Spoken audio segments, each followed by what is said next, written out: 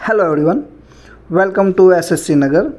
सो आज हम देखने वाले हैं वाटर इन एटमॉस्फेयर, जो कि लेक्चर 6 है परमार एसएससी 3.0 का। तो चलो लेक्चर शुरुआत करते हैं। हम रिवीजन करेंगे क्विकली। तो सबसे पहले तो जो एटमॉस्फेयर है अपना, वो एक्चुअली एक गैस और स्मोक से बना हुआ है, गैस, डस्ट एंड स्मोक से। तो atmosphere is a envelope of the gas, dust and smoke, जो कि हमको ऐसा स्फेरिकल दिखता है क्योंकि जो अपनी ग्रेविटी है वो इन सबको होल्ड करके रखता है। ठीक है, आगे देखेंगे। अगर एटमॉस्फेयर की अगर बात करें हम, जो हमारा जो प्रेजेंट एटमॉस्फेयर है वो स्टार्टिंग से ऐसा नहीं है। पहले वो अलग हुआ करता था जो आज का एटमॉस्फेयर है उससे। तो ये आज का जो एटमॉस्फेयर है वो आया कैसे? तो इसके 3 स्टेज है, 3 स्टेज में मतलब आज का एटमॉस्फेयर हमको मिला है। जो सबसे पहला स्टेज है वो है अपना लॉस ऑफ द प्रीमोड्यूलस टेम्परेचर। ये एटमॉस्फेयर जो कि ये क्या है, जो अपना सन है, सन से सोलर फ्लेयर्स आई। ठीक है, सोलर फ्लेयर्स क्या है? तो ये मैग्नेटिक वेव होती है, जिसके कारण हमारा जो एटमॉस्फेयर की जो पुराना जो एटमॉस्फेयर था वो मतलब उससे दूर हो गया पूरा सोलर फ्लेयर से। और उसके बाद जो सेकेंड स्टेज था वो उसमें हमारा वॉल्केनो का बड़ा योगदान है। जब हमको जैसे पता है कि जब वॉल्केनो निकलता है तब उसमें से कई सारे मतलब गैसेस वगैरह निकलती है, गैसेस, डस्ट वगैरह। ठीक है, और वही जब गैसेस जब प्लांट के पास जाती है, जिसको हम लिविंग वर्ल्ड भी कहते हैं। ठीक है, तो ये जो प्लांट वगैरह है वो फोटोसिंथेसिस से उसको उस एटमॉस्फेयर की उस गैस को प्योर कर देती है, जिसको हम modification by the living world भी कहते हैं। ठीक है, तो ऐसे ये थर्ड स्टेज में आखिरकार हमारा एटमॉस्फेयर बन के तैयार हो जाता है। तो हमारे एटमॉस्फेयर में भी काफ़ी ऐसे अलग अलग लेयर्स हैं, जैसे कि अपना troposphere, stratosphere, mesosphere and thermosphere and finally अपना एक्सोस्फियर। ये सारे अलग अलग लेयर है। तो इन सब के बारे में एक एक करके हम बात करेंगे। तो सबसे पहले अगर हम बात करें अपने ट्रोपोस्फियर की, तो जो अपना ट्रोपोस्फियर है इसको हम रीजन ऑफ मिक्सिंग भी कहते हैं। क्यों? क्योंकि अपने जितनी भी गैसेस वगैरह है वो सारी हमको ट्रोपोस्फियर में ही देखने को मिलती है। जितने भी डस्ट पार्टिकल है, गैसेस है, सब ट्रोपोस्फियर में मिक्स होती है। इसके कारण इसको रीजन ऑफ मिक्सिंग भी कहा जाता है। अपने जितने भी वेदर फेनोमेनाज होते हैं, जैसे बारिश हो गई, कुछ भी हो गया, स्नोफॉल वगैरह, तो सारे वेदर फेनोमेना भी मतलब यहीं पे होती है। अपना साइक्लोन वगैरह जो कुछ भी होता है, ठीक है, ये विंड चलना, एयर चलना, वो सब इधर होता है। इसलिए सारे वेदर फिनोमेना भी ट्रोपोस्फियर में होता है। अब बात है कि ट्रोपोस्फियर की थिकनेस कितनी है। जो ट्रोपोस्फियर की थिकनेस है वो वेरी करती है 8 किलोमीटर टू 18 किलोमीटर। आप बोलोगे भाई इसमें इतना डिफरेंस क्यों है? ये इसलिए क्योंकि इसकी जो पोलर पे जो इसकी थिकनेस है वो 8 किलोमीटर है और जो इक्वेटर पे है वो 18 किलोमीटर है। ये कुछ इस तरह दिखती है, जैसे कि अपना ये अर्थ है अगर, ठीक है, यहाँ पे पोलर है और यहाँ पे इक्वेटर है, तो ये कुछ इस प्रकार दिखती है। यहाँ पे कम है, यहाँ पे बढ़ जाती है, फिर वापस कम हो जाती है। ठीक है, यहाँ पे ज़्यादा मतलब थिकनेस होती है 18 किलोमीटर्स की, और यहाँ पे 8 किलोमीटर की ही होती है थिकनेस। इसका हम एवरेज ले लें तो अपना एवरेज 13 किलोमीटर की थिकनेस आ जाती है अपनी ट्रोपोस्फियर की। ओके, अब आगे बढ़ते हैं। तो जो अपना, जैसे मैंने आपको बताया कि कुछ इस प्रकार का है, यहाँ पे कम थिकनेस है, यहाँ पे ज़्यादा है। और ज़्यादा क्यों है? क्योंकि यहाँ पे टेम्परेचर ज़्यादा, सूरज की रोशनी यहाँ पे ज़्यादा गिरती है, इसके कारण अपना कन्वेक्शन करंट ज़्यादा बढ़ता है, तो ज़्यादा ऊपर तक पहुँचता है। तो उसकी वजह से अगर एक क्वेश्चन पूछे कि जो अपना ट्रोपोस्फियर है वो मतलब ज़्यादा ठंडा कहाँ पे है और ज़्यादा गर्म कहाँ पे है, तो ऐसे हमको पता है कि पोलर एरिया जो है वो ठंडा रहता है, लेकिन जो ट्रोपोपोज होता है अपना, वो यहाँ पे अपना इक्वेटर पे ज़्यादा ठंडा होता है और ये अपना पोलर पे कम ठंडा रहता है। ऐसा क्यों? क्योंकि हमको पता है कि हम जैसे ऊपर जाते हैं एल्टीट्यूड में तो अपना टेम्परेचर डिक्रीज होता है। इस कारण से इक्वेटर पे ज़्यादा थिकनेस है तो ऊपर जाने पे टेम्परेचर ज़्यादा डिक्रीज हो जाता है, इसलिए। ठीक है, और एक बात और है कि अपना जो ट्रोपोस्फियर है, ट्रोपोस्फियर में ऊपर जाने पे टेम्परेचर डिक्रीज होता है। ओके, जैसे कि हम अगर फिर बात करें कि कंपोजिशन कौन कौन से होते हैं इसमें, ठीक है, अपने ट्रोपोस्फियर में। तो सबसे पहले तो देखिए तो अपना ये नाइट्रोजन है जो कि अपना 78% है, ठीक है। फिर ऑक्सीजन है वो 21% है, अपना आर्गन जो है वो 1% है, और जो अपना कार्बन डाइऑक्साइड है वो 0.03% है। तो ऊपर के चार आप इम्पोर्टेंट है, ऊपर के चार आपको याद रखना है, ठीक है। और इनर्ट गैस में सबसे ज़्यादा कौन सा है, तो अपना आर्गन है, ओके। इसमें फिर ये आपको याद कर लेना है ऊपर के चार, इसमें ज़्यादा कुछ है नहीं। हाँ, फिर बात आती है कि भाई अपना जो ट्रोपोस्फीयर में ऊपर जाते हैं तो टेम्परेचर इंक्रीज़ क्यों होता है, ठीक है। तो उसका भी जवाब मिलेगा, थोड़ा सब्र रखिए। ये इसलिए होता है क्योंकि जो अपना अर्थ है, जो अपना अर्थ है वो टेरेस्ट्रियल रेडिएशन से हीट मतलब गर्म होता है, ना कि अपना आइसोलेशन से। और atmosphere heated up due to terrestrial radiation not by isolation. तो आप पूछोगे अब आइसोलेशन और टेरेस्ट्रियल क्या है, तो ये भी बता देता हूँ मैं आपको। जैसे कि ये अपना अर्थ है, ठीक है, ये अपना अर्थ हो गया, और यहाँ पे ये अपना सन हो गया। तो सन से जो लाइट आएगी ऐसा आएगी, तो जो अपना एटमॉस्फेयर है, जैसे ये अपना एटमॉस्फेयर है, तो जो अपना एटमॉस्फेयर है वो इस लाइट से मतलब हीटअप नहीं होगा। वो जब यहाँ पे टकरा के जब वापस जा रही होगी तब जो हीट होगी वो मतलब यहाँ हमारे एटमॉस्फेयर के द्वारा कार्बन डाइऑक्सीजन से या फिर वाटर वेपर के द्वारा यहाँ पे टेम्परेचर को पकड़ लेगी, हीट को पकड़ लेगी, और इस लाइन की वजह से अपना एक टेम्परेचर हीटअप होता है, मतलब अपना एटमॉस्फेयर। तो ये अपना आइसोलेशन वाला है और ये टेरेस्ट्रियल वाला है, ठीक है, इस वजह से सॉरी। इसमें फिर जैसे आगे देखते हैं अपना ये जो सन से आया ये अपना आइसोलेशन वाला हो गया, और ये टेरेस्ट्रियल है। आइसोलेशन क्या है, तो incoming solar radiation, incoming solar radiation को अपने कहते हैं आइसोलेशन वाला, ठीक है। जैसे मैंने आपको बताया कि भाई इससे गर्म नहीं होगा, ये वापस जाएगी तब गर्म होगा। तो ऐसा क्यों है, क्योंकि जो अपना एटमॉस्फेयर है उसमें जो कार्बन डाइऑक्साइड और ये वाटर वेपर वगैरह जो है उनकी एक क्या बोलते हैं कैरेक्टर है कि वो जो है जो शॉर्ट वेव्स होती है उनके लिए तो वो ट्रांसपेरेंट है। ट्रांसपेरेंट मतलब आना जाना फ्री है भाई, कभी भी आओ कभी भी जाओ, हम आपको कभी कुछ नहीं बोलेंगे। लेकिन जो लॉन्ग वेव है उनके लिए ओपेक यू है। ओपेक यू है तो कि भाई ट्रांसफ़र नहीं है भाई, तुमको नहीं जाने दूंगा, कि तुम आओगे तो हमारी मर्ज़ी से, लेकिन हमारी मर्ज़ी के बिना जा नहीं पाओगे। तो ये लॉन्ग जो वेव्स होती है उनको ये ट्रैप कर लेता है, ठीक है, अपना एटमॉस्फेयर। इसी वजह से जो अपनी टेरेस्ट्रियल जो है ये लॉन्ग वेव है, इसीलिए इसको ये पकड़ लेती है और हीटअप होती है इससे। लेकिन जो आइसोलेशन वाला जो है अपना, ये अपनी शॉर्ट वेव से इसलिए आर पार हो जाती है, इनसे कुछ लेना देना होता नहीं है। और भी अगर एग्जांपल देखें तो अपना जो लॉन्ग वेव का एग्जांपल है वो अपना इंफ्रारेड हो गई, और जो शॉर्ट वेव का है वो विजिबल वेव या फिर यूवी वेव अपने बोल सकते हैं, वो हो गई, ठीक है। आई होप कि ये वाला टॉपिक आपको क्लियर होगा। अब आपने देखेंगे भाई हीट बजट ऑफ अर्थ का भाई हीट बजट क्या है भाई। जैसे अपना बजट अपने इकोनॉमिक्स में भी पढ़ते हैं बजट्स के बारे में, ठीक है। तो इसका भी बजट होता है भाई, कितनी आई कितनी गई वगैरह, ठीक है। तो उसमें कुछ ऐसा होता है कि भाई 100% लाइट आ रही है सन से, उसमें से क्या होता है जो 30% होती है वो आउटर लेयर से ही वापस चली जाती है, ठीक है। और जो 70 वाली जो लेयर है वो अपनी पहुंच जाती है 70% जो मतलब रोशनी वगैरह होती है इसकी मतलब रेडिएशन, वो पहुंचती है अपने एटमॉस्फेयर तक।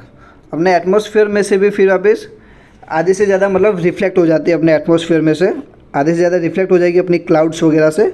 और जो 23% जो लाइट आती है सन से वो अर्थ एब्जॉर्ब कर लेता है, ठीक है। मतलब अर्थ की सरफेस पे सिर्फ 23% ही मतलब लाइट गिरती है, ठीक है। इसी में से फिर वो वापस थोड़ा सा भेज देता है ज़मीन से टकरा के, थोड़ा एब्जॉर्ब कर लेता है, ओके। अब इसमें एक चीज़ आता है कि ये एल्बेडो। तो अपना ये एल्बेडो क्या है, तो ये अपना रिफ्लेक्टिंग पावर है कि कौन सी सरफेस कितना ज़्यादा रिफ्लेक्ट करेगी वापस अपनी सन रेज को, ठीक है। तो ऐसा तो है नहीं कि अपना अर्थ मतलब एक ही टाइप की ज़मीन से बना हुआ है तो सब जगह से एक जितना रिफ्लेक्ट होगा भाई। जहाँ पे बर्फ़ होगा वहाँ से ज़्यादा रिफ्लेक्ट होगा, जहाँ मिट्टी होगी वहाँ से कम होगा, जहाँ डामर पड़ा होगा वहाँ से और भी कम होगा। तो ऐसे ही उनके परसेंटेज दिए हुए, जैसे कि अपना ओल्ड स्नो होता है उसका 59% वो रिफ्लेक्ट कर देता है, और जो फ्रेश स्नो होता है वो 80% ऑफ लाइट को मतलब वापस रिफ्लेक्ट कर देता है, ठीक है। तो इसमें से आपको ये इन तीनों को याद रखना पड़ेगा, याद रखिए।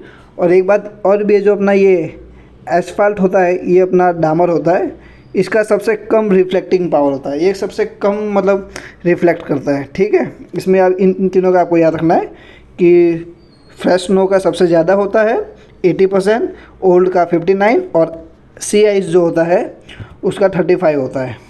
ओके, इसमें इतना था। अब कुछ फैक्ट्स भी देख लेंगे भाई कि facts effect in isolation. Isolation में मतलब कौन कौन सी चीज़ें मतलब इफ़ेक्ट करती, किन किन चीज़ों में मतलब आधारित है चीज़ें। तो जो सबसे पहले तो अपना आ जाता है कि भाई ट्रांसपेरेंसी ऑफ एटमॉस्फेयर, कि अपना एटमॉस्फेयर कितना क्लियर है, कितनी रोशनी आ पा रही है, कितनी नहीं आ पा रही है, कितनी सनराइज गिर रही है, कितनी नहीं गिर रही है। ऑब्वियस बात है कि भाई ज़्यादा क्लियर होगा तो ज़्यादा आएगी, कम क्लियर है कम आएगी। रात के समय में अगर क्लियर नहीं है तो ज़्यादा मतलब हीट बढ़ जाएगी वगैरह सब, ठीक है। और ये अपना लेंथ ऑफ डे कितना दिन बड़ा है छोटा है उसके ऊपर भी डिपेंड करेगा, ठीक है। और ये ऑफकोर्स अपना ये टिल्ट ऑफ अर्थ पे भी डिपेंड करेगा कि भाई टिल्ट कितना टिल्ट है, अगर ज़्यादा मतलब कौन सी पोजीशन पे है ऐसा, ठीक है। कि भाई इक्वेटर पे डायरेक्ट गिर रही है कि टॉपिक ऑफ कैंसर पे गिर रही है, कहाँ पे गिर रही है, उस तरीके से टिल्ट पे डिपेंड करेगी। फिर पोजीशन ऑफ द अर्थ और रोटेशन पे, इन सब चीज़ों पे ये आइसोलेशन वाला इफ़ेक्ट पड़ेगा। इनके ऊपर मतलब इफ़ेक्ट ये है भाई, इन चीज़ों की वजह से इसके ऊपर इफ़ेक्ट पड़ेगा कि कितना आएगा और कितना नहीं आएगा, ठीक है। उसमें दो और आ जाता है कि भाई लैटिट्यूड और एल्टीट्यूड, कौन से लैटिट्यूड पे है, कहाँ पे है, कितनी ऊंचाई पे है वगैरह, ये सब चीज़ें बातें भी आ जाएगी, ठीक है। इसमें फिर आगे चल रहे अगर हम देखें तो ये सब, हाँ एक बात और कि जो अपना ये कार्बन डाइऑक्सीजन, वाटर वेपर, ये जो क्या बोलते हैं टेरेस्ट्रियल रेडिएशन को मतलब कैप्चर करके जो हीट अप हो रही है उसी को हम ग्रीन हाउस इफेक्ट करते हैं। जो मतलब इसको टेरेस्ट्रियल रेडियस को पकड़ रही है, इस प्रोसेस को ग्रीन हाउस इफेक्ट करती है, ठीक है। और इसी से ग्लोबल मतलब वार्मिंग होती है। हम अक्सर इसको ग्लोबल क्या बोलते हैं ग्रीन हाउस इफेक्ट को नेगेटिवली लेते हैं, लेकिन ये हमारे लिए ज़रूरी भी है। अगर बिल्कुल ही ना होगा तो मतलब ना तो मतलब थोड़ी सी मतलब गर्माहट नहीं रहेगी और पूरा ठंडा रह जाएगा इसकी वजह से, ठीक है। आई होप कि ये भी क्लियर हो गया होगा। फिर बात आती है अपनी की जो टेम्परेचर इन्वेजन है। ये क्या चीज़ है कि भाई जैसे कि हमने देखा कि ऊपर जाने पे टेम्परेचर डिक्रीज़ होता है, ठीक है, लेकिन कभी कभी कहीं कहीं मतलब ऊपर जाने पे टेम्परेचर इंक्रीज़ होता है। तो ऐसा क्यों होता है, तो भाई उसके बारे में भी देख लेंगे। तो उसका जो सबसे पहला जो चीज़ है वो तो अपना ये है कि लॉन्ग विंटर नाइट में ऊपर जाने पे टेम्परेचर डिक्रीज मतलब इंक्रीज़ होगा। ऐसा क्यों, ये अपना अर्थ सरफेस ले लो भाई, ठीक है। ये अर्थ सरफेस ले लिया, जैसे मैंने बताया है कि अपना जो अर्थ है वो इससे मतलब हीटअप नहीं होगा, वो इस वाली लाइन से हीटअप होगा, ठीक है। वो ये येलो वाली से मतलब हीटअप होगा, ये येलो वाले से हीटअप होने वाला है, ठीक है। अब अपना क्या होता है कि जो लाइट आएगी वो आएगी तो दिन में, लेकिन जब रिफ्लेक्ट होगी तो मतलब रात को जाएगी वो, ठीक है। और अगर रात अगर लंबी है तो ज़्यादा रिफ्लेक्ट होगी, और ज़्यादा रिफ्लेक्ट होगी तो ये जितनी भी हीट इसने एब्जॉर्ब की थी दिन में वो सारी की सारी ऊपर जाएगी, यहाँ पे कलेक्ट हो जाएगी और यहाँ पे पूरा गर्म हो जाएगा, ठीक है। यहाँ पे गर्म हो जाएगा, यहाँ की हीट चली गई तो ये जो सरफेस है ये ठंडी हो जाएगी। इसीलिए हमको मतलब ठंडियों में ज़्यादा मतलब से ठंडी लगती है, क्योंकि ठंडियों में क्या बोलते हैं रात लंबी होती है इस कारण से, ठीक है। और यही चीज़ है इसमें कि भाई दिन में ज़्यादा देर मिल रही है इसको मतलब ऊपर जाने में, गर्म करने में, तो ज़्यादा गर्म हो जा रही है। इसमें क्लाउड भी एक इम्पोर्टेंट फैक्टर निभाता है कि अगर क्लाउडी नाइट होगी तो मतलब ऊपर ज़्यादा गर्म हो जाएगा और नीचे ज़्यादा ठंडा हो जाएगा, ठीक है। यही चीज़ थी इसमें भी। आई होप कि ये भी क्लियर हो गया होगा। एक आता है अपना कंडक्शन, ठीक है। तो जो अपना ये जब ये ऊपर जा रहा है तो यहाँ पे तो गर्म हो जा रहा है, ठीक है, लेकिन यहाँ से जब हीट निकल रही है ना, तो ये जो अपनी सरफेस है अर्थ की सरफेस, ये ठंडी पड़ जाएगी, ये ठंडी कंडक्शन से होगी, ठीक है। और जो ये ऊपर जो ये गर्म हो रहा है, ये जो गर्म होता है ये कन्वेक्शन से होता है गर्म, ठीक है। तो जैसे अपना ये कंडक्शन है, तो कंडक्शन जैसे मैंने आपको बता दिया कि जो अपनी सरफेस है वो कंडक्शन से हीट होगी, और जो अपनी आपको पता है कि जो गर्म हवा होती है वो लाइट होती है, तो इसलिए वो ऊपर जाती है एटमॉस्फेयर में, और ठंडी हवा नीचे आ जाती है। तो ऐसे जैसे ये ऊपर जा रही है, ये नीचे आ रही है, तो ये कन्वेक्शन से होता है, ठीक है। और उसी में एक आता है एडवेक्शन। तो ये एडवेक्शन क्या होता है ये हम आगे पढ़ेंगे, लेकिन अभी के लिए इतना जानो, जो हॉरिजॉन्टल जो ट्रांसफ़र होता है हीट का, जैसे लू वगैरह में, उसको एडवेक्शन कहते हैं, ठीक है। आई होप ये 3 टर्म भी आपको पूरा क्लियर हो गया होगा। फिर इसमें जैसे मैं आपको बताया कि भाई लॉन्ग नाइट होगी तो ज़्यादा गर्म होगा ऊपर, वही सब बातें इसमें भी बताइए, ठीक है। फिर क्लाउडेड नाइट होगा तो भी, और हाँ, इसके लिए काम और स्टेबल एनवायरनमेंट होना चाहिए, ठीक है। जैसे कि अपना ये ऊपर जा तो रही है, ये सरफेस हो गई, यहाँ से ये ऊपर जा रही है, ठीक है। ये जा रही है, गर्म हवा ऊपर जा रही है, लेकिन हवा का झोंका आ गया ऐसे ऐसे ऐसे, तो क्या होगा, ये पूरा ऊपर नीचे हो जाएगा ना, तो पूरा सिस्टम बिगड़ जाएगा। तो इसलिए काम और स्टेबल एयर भी चाहिए। तो ये 3 पॉइंट है इसके लिए, कि ये 3 कंडीशन होगी तो ज़्यादा होगा, ठीक है। फिर अपना आ जाते हैं अपने स्ट्रेटोस्फीयर पे। जो ट्रैपोस्फीयर के बाद जैसे अपना ये ट्रैपोस्फीयर होगा, उसके बाद अपना ट्रैपोपोज आ जाएगा, और उसके बाद स्ट्रेटोस्फीयर अपना चालू हो जाएगा, ठीक है। जो अपना ट्रैपोपोज होता है वो सेपरेट करता है स्ट्रेटोस्फीयर को और ट्रैपोस्फीयर को, ठीक है, ट्रोपोपोज। अब हम देखते हैं स्ट्रेटोस्फीयर के बारे में। तो जब अपना ये जो स्ट्रेटोस्फीयर है ये अप टू 50 किलोमीटर से, ओके। और इसमें क्या होता है, टेम्परेचर ऊपर जाने पे इंक्रीज होता है। इसमें इंक्रीज जो होता है वो अपना ओजोन लेयर की वजह से इंक्रीज होता है इसमें, ठीक है। और जो ओजोन लेयर की जो रेंज है वो 10 to 50 किलोमीटर्स होता है, ऐसे एनसीईआरटी में है, लेकिन ऐसे एक्चुअली 35 किलोमीटर्स होता है ओजोन लेयर्स, ठीक है। और जो अपना ये ओजोन लेयर है ये काफ़ी इम्पोर्टेंट है, क्योंकि ये हमको प्रोटेक्ट करता है हार्मफुल यूवी रेज से। जो अल्ट्रावायलेट जो रेज आती है सन से, उससे हमको बचाता है। और जो ये यूवी रेज है इसको हम डॉप्सन यूनिट में मतलब मेज़र करते हैं। कई साल पहले थोड़ा एक अंटार्कटिका में एक ओजोन हॉल देखा गया था। ओजोन हॉल का ये मतलब नहीं है कि पूरा हॉल ही होगा डायरेक्ट मतलब लाइट अंदर आएगी। ओजोन हॉल का मतलब है कि मतलब उसकी जो थिकनेस थी वो थोड़ी पतली हो गई है, जिससे ज़्यादा मतलब यूवी रेज एंटर कर रही है, तो उसी को ओजोन हॉल कहते हैं, ठीक है। ये भी क्लियर हो गया होगा।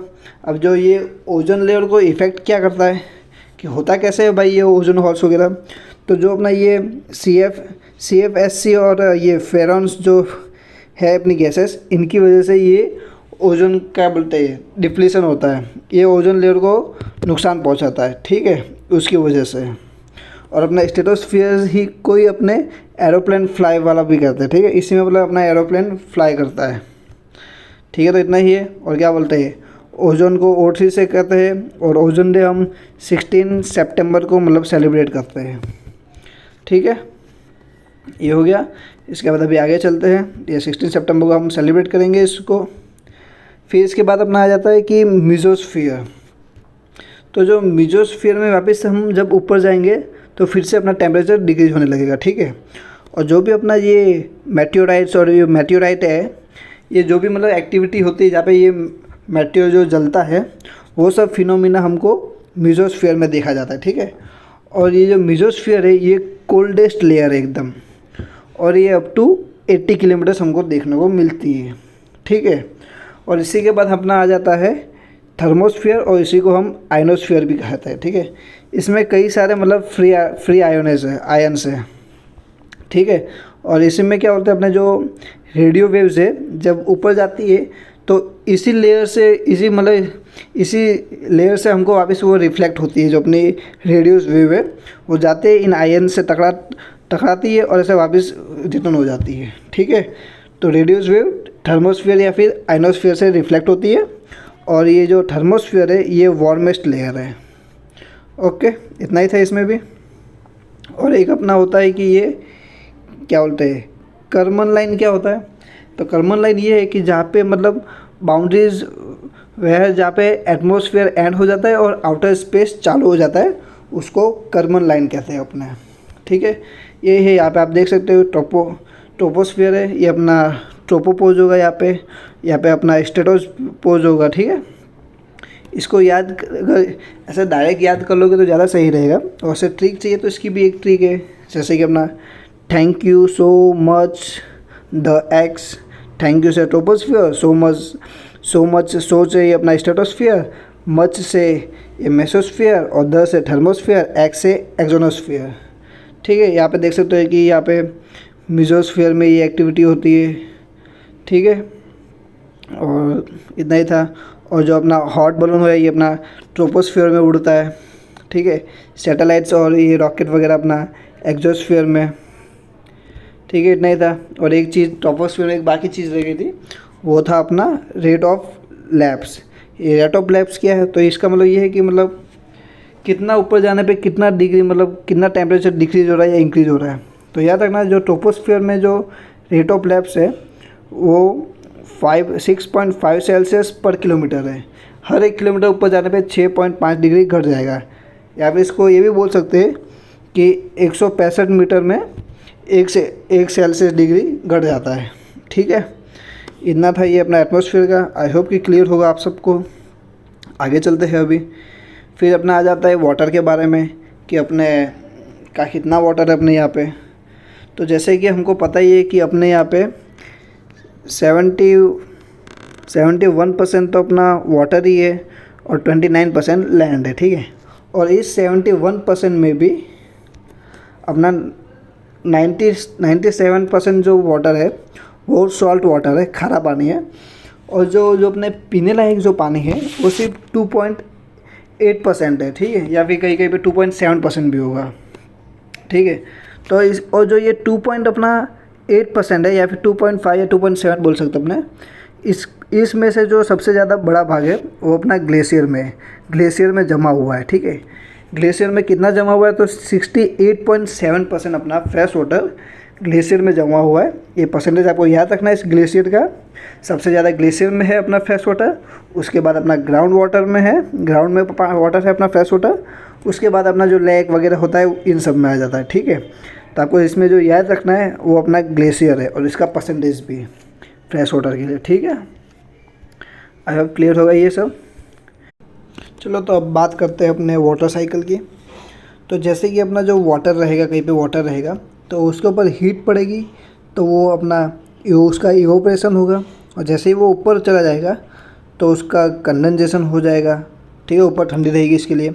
और जैसे ही वो आगे बढ़ेगा तो उसका ड्यू पॉइंट पे वो रीच कर जाएगा तो उसका प्रेसिपिटेशन हो जाएगा। ये ड्यू पॉइंट, इवोपरेशन, ये सब हम अभी आगे देखेंगे अब इसी में।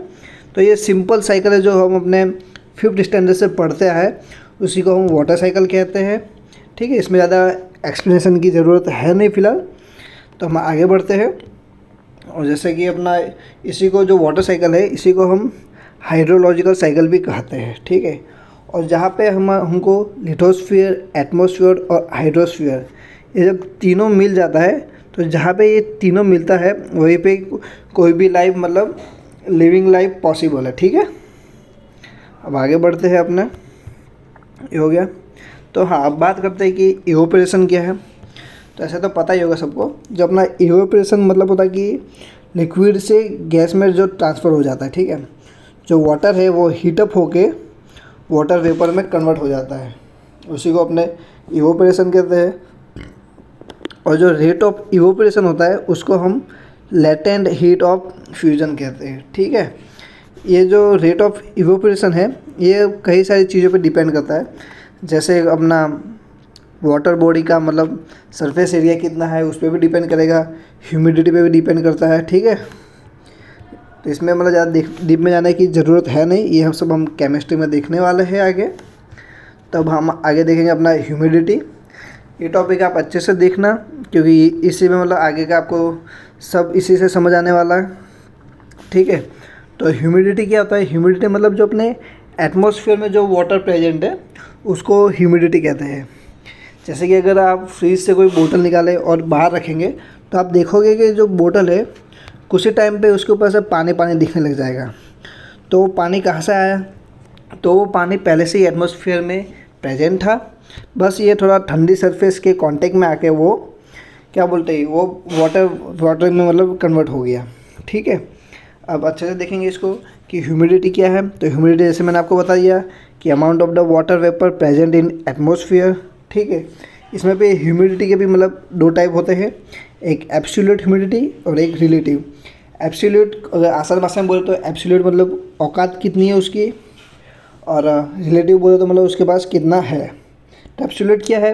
तो weight of the water vapour per unit volume of the air, कि मतलब भाई कितनी उसकी औकात है। ठीक है, वो कितनी उसकी कैपेसिटी है, कितना वो वाटर अपने पास होल्ड कर सकता है वो। और relative the percentage of the moisture present in the atmosphere compare to its capacity, कि अपनी उसकी कैपेसिटी के मुकाबले कितना परसेंट उसके पास है फ़िलहाल। ठीक है, ये दो टर्म हो गया। और उसके बाद एक चीज़ होता है कि मतलब सैचुरेटेड, कि जैसे कि आप खाना खा रहे हैं और आपका पेट पूरा भर गया है, एकदम फुल हो गए आप, और उसके बाद आपको अगर कोई बोले कि भाई ये ले थोड़ा और खा ले, तो आप बोलोगे नहीं नहीं भाई मैं फुल हो गया, अब जगह नहीं है उसमें। ठीक है, तो वो आपका सैचुरेटेड पॉइंट हो गया कि अब इससे ज़्यादा आप नहीं ले सकते। ठीक है, तो ऐसे ही ह्यूमिडिटी में भी सैचुरेटेड पॉइंट होता है कि भाई बस अब इससे ज़्यादा मैं अब वाटर अपने होल्ड नहीं कर सकता। ठीक है, और टेम्परेचर इंक्रीज होगा, मतलब टेम्परेचर डिक्रीज होगा तो सैचुरेटेड पॉइंट इंक्रीज हो जाता है। ठीक है, और इसी को जो सैचुरेटेड पॉइंट है इसी को हम ड्यू पॉइंट कहते हैं। और यहाँ पे वो जो कंडेंसेशन हो जाता है और वो वाटर वेपर जो है वाटर में कन्वर्ट हो जाती है। जो अपना ड्यू पॉइंट है, जो गर्म हवा होती है उसमें ज़्यादा होता है और ठंडी हवा में कम होता है। ठीक है, जैसे गर्म हवा होगी तो उसमें मतलब ज़्यादा रहेगा। ठीक है, आई होप कि क्लियर होगा ये। अब कंडेंसेशन क्या होता है? तो जैसे हमने इवोपोरेशन में देखा था कि अगर इसको वाटर को हम हीट देंगे तो वाटर को हीट देने पे वाटर वेपर में कन्वर्ट हो जाएगा। ठीक है, ऐसे ही जब इसका उल्टा हो जाएगा कि जब वाटर वेपर से हम हीट को छीन लेंगे वापस, तो वो वाटर में कन्वर्ट हो जाएगा। ठीक है, लॉस ऑफ द हीट होगा इसमें। ये वॉल्यूम पे भी डिपेंड करता है, वॉल्यूम और प्रेशर पे, लेकिन इतना डीप में नहीं जाना है फिलहाल हमको। तो जैसे हम लोग ये फॉग्स और या क्लाउड या फिर कई बार देखते हैं कि कई सारे पेड़ पौधे जो होते हैं उनकी पत्तियों पे ऐसे पानी जमा हो जाता है। जैसे कि घास वगैरह के मैदान पे जाते हैं तो घास पे ऐसे पानी वगैरह लगे हुए रहती है। तो वो सब क्या है? तो ये सब डिफरेंट फॉर्म ऑफ कंडेंसेशंस होती है। ठीक है, ये कैसे होते हैं वो भी हम दिखाएंगे आपको। इसमें क्या होता है, जो अपने एटमॉस्फेयर में जो वाटर प्रेजेंट है वो थोड़ा ठंडा हो जाता है, तो ये छोटी छोटी ये ड्रॉपलेट बन जाती है वाटर की। ओके, जैसे कि हमने जैसे बताया कि कंडेंसेशन में वाटर वेपर से वाटर बन जाएगा, तो ये वाटर बन जाएगा, लेकिन इनको लटकने के लिए भी कुछ चाहिए होगा कि भाई वाटर बन गया लेकिन लटकेगा कहाँ पे यहाँ पे।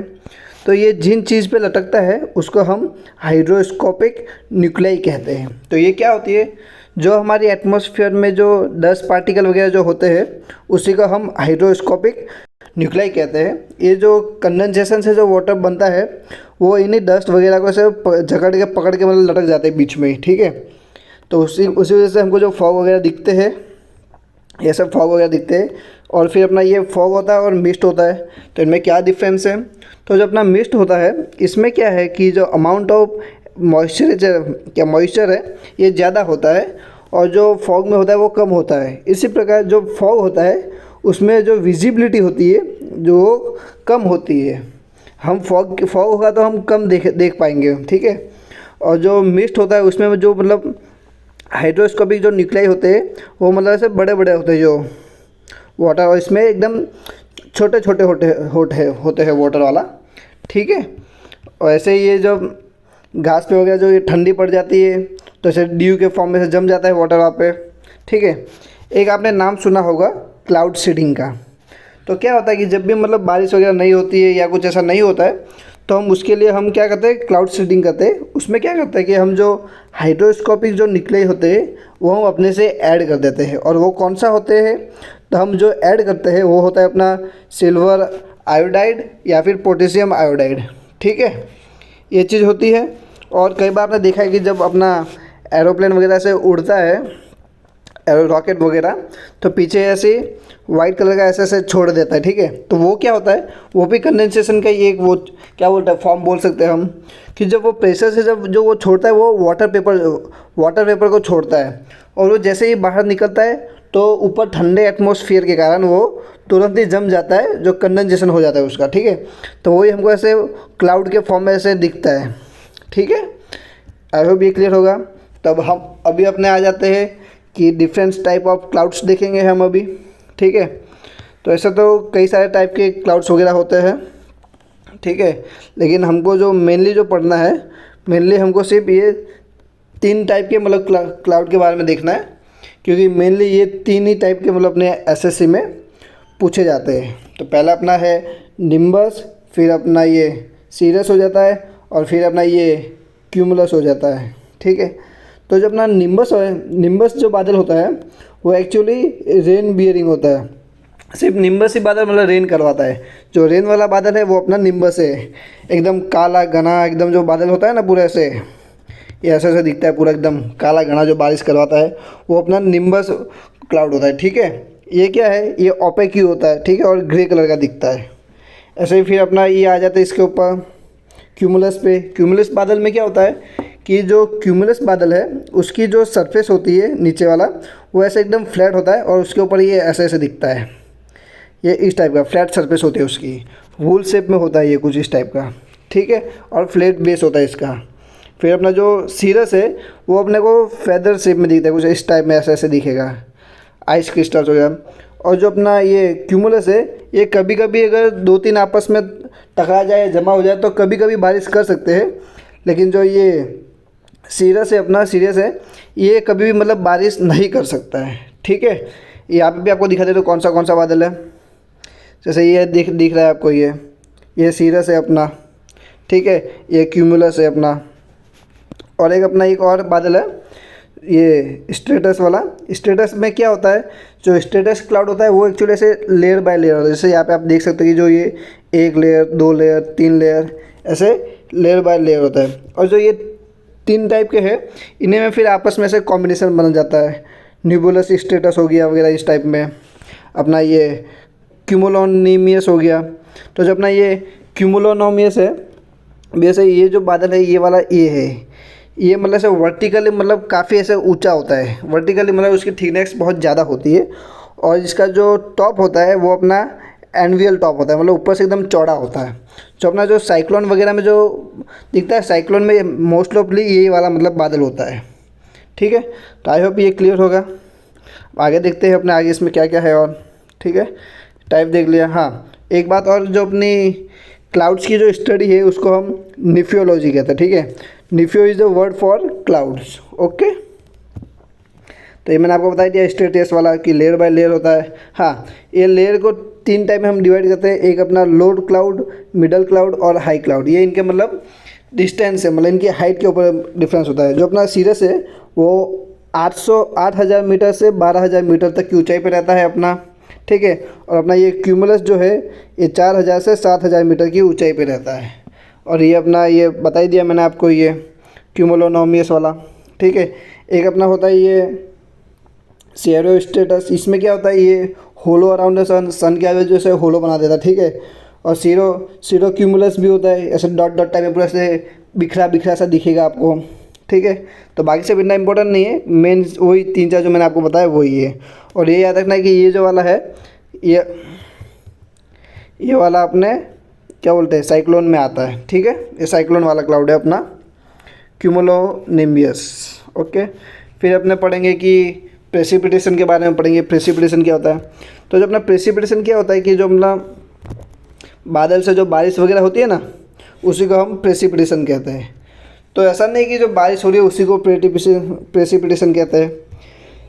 जो अपनी रेन है वो टाइप ऑफ प्रेसिपिटेशन है। ऐसे ही अपना जो स्नोफॉल वगैरह होता है उसको भी हम प्रेसिपिटेशन ही कहेंगे। ऐसे ही अपना स्लीट होता है, हेल होता है, और ये ग्रोपल होता है, ठीक है। अभी फ़िलहाल के लिए ग्रोपल अपने को इतना नहीं पढ़ना है इतना इसको। तो रेन आपको पता ही है क्या होता है, ठीक है। स्नो एकदम जो ना सॉफ्ट आइस जो गिरती है वो। और ये स्लीट क्या होता है, जो एकदम जो सॉलिड क्यूब गिरते हैं ना, अपने आइस क्यूब गिरते हैं आसमान से, उसको हम स्लिट कहते हैं। तो अब ये स्लिट और ये हेल में क्या डिफरेंस है? तो डिफरेंस ये है कि स्लिट में जो वो गिरते हैं वो छोटे होते हैं और जो वो हेल में होते हैं वो बड़े बड़े होते हैं। ठीक है, ठीक है, जो आइस क्यूब टाइप में गिरते हैं। और स्नो क्या होता है, ये सॉफ्ट आइस होता है और ये एकदम सॉलिड होता है। यही डिफरेंस है इनमें।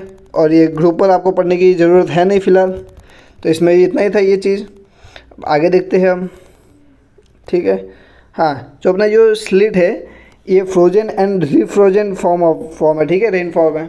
इसमें क्या होता है, पहले गिरता है तो ऐसे पानी की बूंद में गिरता है, ये ऐसे पानी की ड्रॉप में, फिर नीचे आता है जम जाता है, फिर नीचे आता है गर्मी होती है वापस पिघल जाता है, थोड़ा और नीचे आता है फिर से ऐसे जम जाता है।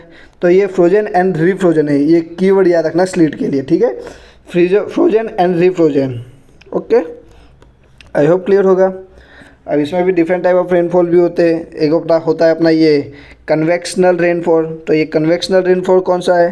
तो जो ये अपना जो नॉर्मल वाला जो होता है ना, इवोपरेशन हो जाएगा, फिर ऊपर जाएगा ठंडा हो जाएगा, फिर कंडेंसेशन होगा, फिर प्रेसिपिटेशन होगा, बारिश हो जाएगी। जो नॉर्मल वाला अपने बारिश वाला साइकिल देखते हैं वो अपना कन्वेक्शनल रेनफॉल हो जाएगा। ठीक है, और एक अपना होता है ये ओरोग्राफिक प्रेसिपिटेशन। ये क्या होता है? तो ओरो से हमको पता चल रहा है कि ये कुछ माउंटेन से रिलेटेड है। ओरो जो है माउंटेन के लिए यूज होता है वर्ड। ठीक है, तो ओरोग्राफिक प्रेसिपिटेशन में क्या होता है कि जैसे ही ये मतलब ऐसे इवोपरेट हो रहा है पानी, तो ऐसे कोई विंड आएगी तो उसके साथ साथ ये इवोपरेटेड जो है ये मतलब मूव करेगा आगे की तरफ, और जैसे जैसे ही पहाड़ पे आएगा तो ऐसे धीरे धीरे से ऊपर हो जाएगा वो, और जैसे ही ऊपर पहुँचेगा वो तो ठंडा हो जाएगा। ठंडा होगा तो क्या बोलते हैं, कंडेंसेशन हो जाएगा उसका, और फिर उसका प्रेसिपिटेशन हो जाएगा। तो जो ये माउंटेन है, माउंटेन के ये जो अपना माउंटेन है, माउंटेन के इस साइड ही पूरी बारिश हो जाएगी, और जैसे ही ये माउंटेन को पार करेगा तो वापस नीचे आ जाएगी। ठीक है, और बारिश तो वहीं पे हो गई पीछे, तो यहाँ पे बारिश नहीं होगी इस साइड में। ठीक है, तो इसी को हम ओरोग्राफिक प्रेसिपिटेशन कहते हैं कि एक साइड में पूरी बारिश हो जाती है और दूसरी साइड में बारिश नहीं होती है। चाहे मतलब दूरी एकदम कम होगी फिर भी क्यों नहीं, माउंटेन की एक साइड बारिश होगी, ये इस साइड बारिश होगी प्रेसिपिटेशन से, और इस साइड नहीं होगी। ठीक है, और जो मतलब जिस साइड में माउंटेन की बारिश होती है उसको हम विंडवर्ड साइड कहते हैं, और जिस साइड मतलब बारिश नहीं हो पाती है उसको हम लीवर्ड साइड कहते हैं, या फिर रेन शेडो एरिया जोन कहते हैं। ठीक है, ये था, इसमें भी इतना ही था। जैसे कि अपना जो ईस्टर्न घाट है, ये ईस्टर्न घाट बना हुआ है, तो वहाँ पे मतलब यही कंडीशन बनती है, ये अपना ओरोग्राफिक प्रेसिपिटेशन वाला। जो ईस्टर्न घाट के इस साइड तो काफ़ी बारिश होती है, लेकिन उसी ओर जो इस साइड चले जाते हैं तो मतलब बारिश नहीं हो पाती है। महाराष्ट्र के ही मतलब दो अलग अलग क्या बोलते हैं गाँव क्या जगह पे मतलब कहीं पे तो काफ़ी बारिश हो रही है, बाढ़ जैसा माहौल बन जाता है, और उसके पहाड़ के इस साइड अपना वहाँ पे बारिश का मतलब नामो निशान नहीं होता है। ठीक है, यही है अपना ये ओरोग्राफिक प्रेसिपिटेशन। आई होप समझ आ गया होगा। ऐसे ही फिर अपना ये साइक्लोनिक या फिर ये फ्रंटल रेनफॉल होता है, ये मैंने आपको बता ही दिया। ठीक है, तो इसमें ये साइक्लोनिक में कौन सा क्लाउड होता है, तो ये अपना ये क्यूमुलोनिम्बस। ठीक है, ये एक्सटेंसिव वर्टिकल डेवलप्ड होता है, जैसे मैंने बताया कि काफ़ी वर्टिकल काफ़ी ऊंचाई रहती है इसका। ठीक है, तो मतलब ये अभी समझने वाला सब चीज़ यहीं पे कंप्लीट हो जाता है। ये इतना ही था। अभी 2-3 क्वेश्चन रखे, वो देख लेते हैं क्या क्या क्वेश्चन है। तो भाई ऑक्सीजन कितना % है, तो सबको पता है कि 21% है एटमॉस्फेयर में ऑक्सीजन अपना। ठीक है, फिर which layer of atmosphere helps in radio transmission, तो रेडियो कहाँ से, जो रेडियो वेव है कहाँ पे टकरा के वापस आ जाती है, तो अपना थर्मोस्फेयर से या फिर आयोनोस्फेयर कह दो उसको। ठीक है, अपना 9th क्वेश्चन पे आते हैं। तो atmosphere temperature does not depend on, किसके ऊपर डिपेंड नहीं करता टेम्परेचर? ठीक है, एल्टीट्यूड पे डिपेंड करता है, डिस्टेंस फ्रॉम सी से डिपेंड करता है, लैटीट्यूड पे करता है। ये जो पानी मतलब कितना खारा है कितना नहीं खारा है उसके ऊपर थोड़ी डिपेंड करेगा अपना। ठीक है, तो ये आ जाएगा इसका। फिर आगे देखते हैं आगे क्या क्वेश्चन है। What is the main responsible for the increase in the green house effect, तो ग्रीन हाउस किससे बढ़ती है अपना, इंक्रीजिंग CO2, तो ये अपना आंसर हो गया। ठीक है, फिर 19वां क्या है, dash is a define as a temperature to which the air would have to cool, तो फिर ये अपना ये कौन सा हो जाएगा, तो अपना ये ड्यू पॉइंट हो जाएगा कि जहाँ पे मतलब ये कूल हो जाता है अपना। ठीक है, फिर अपना आगे बढ़ते हैं। हाँ, तो ये क्या क्वेश्चन है, in the context of the mapping climate data What term refer to line draw through all the points on the map that contain the same amount of cloud? तो उसको जैसे मैंने बताया कि जो नेफो होता है वो क्लाउड से रिलेटेड होता है, तो आइसोनेफ्स ये हो जाएगा अपना आंसर इसका, ठीक है। आगे देखते हैं आगे और क्या है इसमें। हाँ, जो अपना रेन होती है उसको हम किस में मेज़र करते हैं, तो मिलीमीटर में। बोलते हैं ना कि उधर 100 mm बारिश हुई, इधर कम हुई, इधर 50 mm ही हुई है, ऐसा वैसा, तो मिलीमीटर में मापते हैं रेन को, ठीक है। तो चलो भाई, इसी के साथ अपना ये लेक्चर की समाप्ति होती है। अगर आपको लेक्चर पसंद आया हो तो लाइक करें, सब्सक्राइब करें और भी अपने दोस्तों से शेयर करें जिनका मतलब लेक्चर छूट गए हो, मिस हो गए हो, या फिर किसी को रिवीजन करना हो तो। ठीक है, तो यहीं पे अपना वीडियो ख़त्म करते हैं। Thank you so much, bye.